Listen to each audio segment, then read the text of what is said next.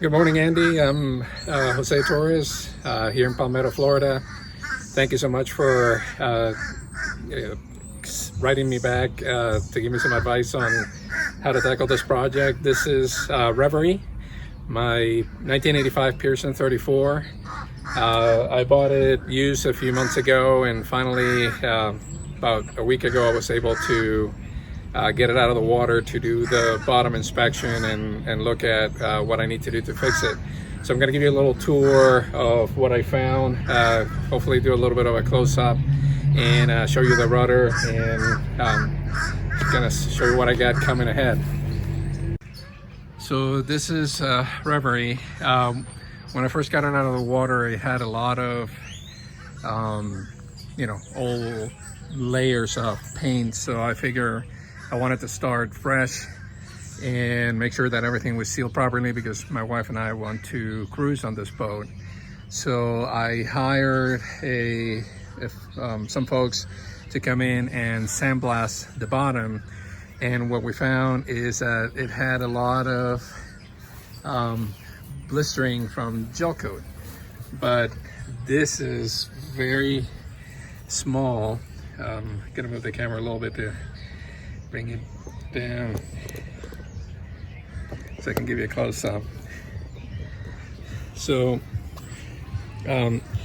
this is about the size of a soda lid. So as you can see, these holes are really tiny. I mean, these spots, I have some spots I need to patch, but the majority of the work, you can see that this is like pencil size holes, really small indentations, just very surface oriented. The boat's been sitting out for a while, and there's only very few spots where there's fluid coming. I don't know if you can see it there, but that's where a little bit of fluid came out. Here, everything else is the standard color. Nothing really came out, it was air. So my guess is when they apply whatever this coat is, they didn't wait a lot of time, or they didn't want too hot of a day or something, but they messed up the application, and that's why the boat looks like this. So I'm gonna try to take you in closer so you can see it.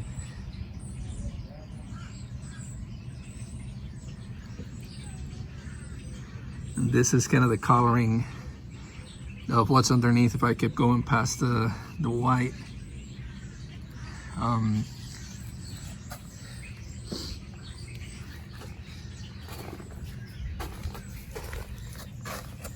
Again, just to give you perspective, here's the kind of the soda can lid size, and all of this is just a fraction of everything I got to deal with here. And it's like that pretty much all the way around. There's a couple of spots that I have to do some small patching.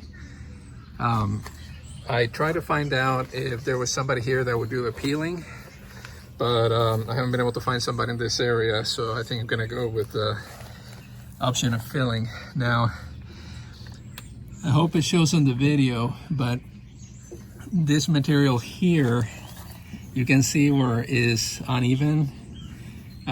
This is kind of what the blisters look like. It was just a little bump. Here's one, hopefully you can see it better. And we open them up, but some of these, when I grind them, it just gets down to the just the gel coat underneath. So there wasn't even all the way through. It was just a bump in the surface of the gel coat. When I sand it, actually grind it, you can see the grinding wheel takes it really didn't go all the way through. It was just very superficial. So back here, okay, so here's our rudder, and I'll see if I can get you really close.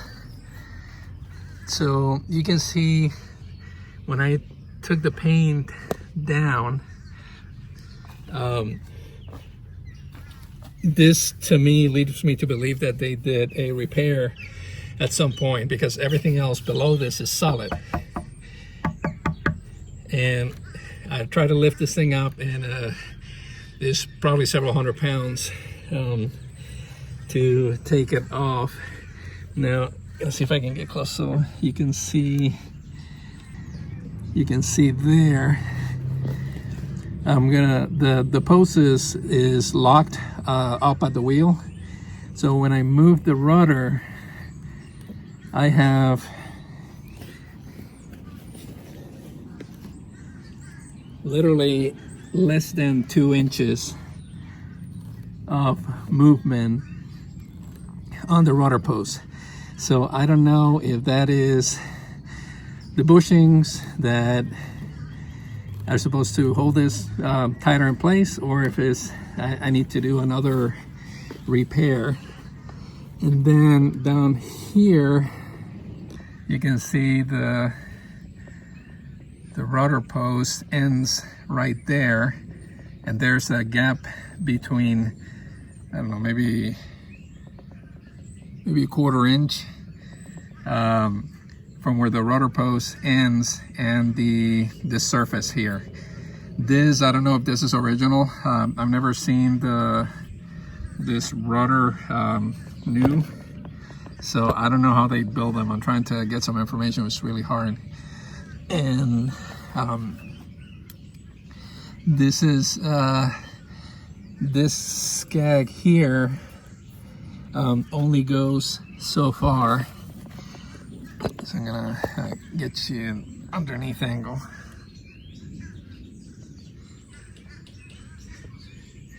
Hopefully you can see that.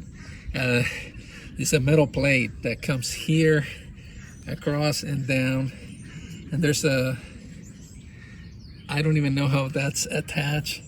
I'm gonna have to grind it a little bit and see if there's any kind of bolts or anything like that coming from the underneath.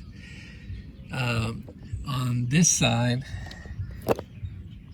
there's like a strip of some kind of plastic.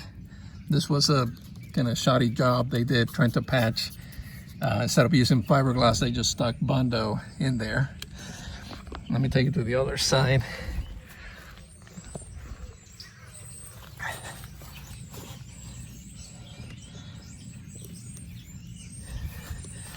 You can see it here better. It's like a piece of plastic they put in here, but I don't know if this is in some way attached to this Skag. But I gotta think that there's something going in behind here that's part of the Skag that goes into this stub to secure this so it can hold the weight. Right now, there's no gap between these two things, so I'm sure there's a bushing missing here.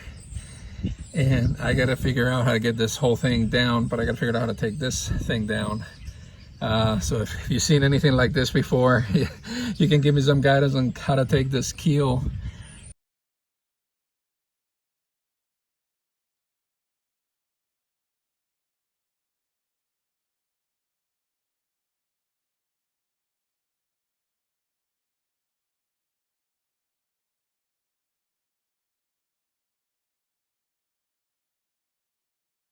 On the underbelly, you know, again, more of the same.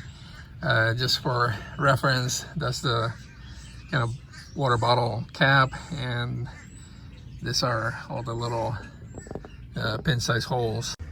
Hey Andy, I grind those bow spots. Just want to get your opinion if I went out far enough or I need to go farther. It looks like they did some repairs in the same spots before.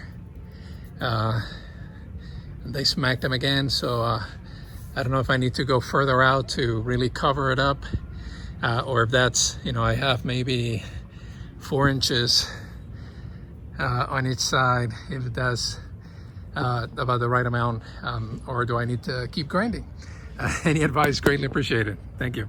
That's the walkthrough of the outside of Reverie, our 1985 Pearson 34.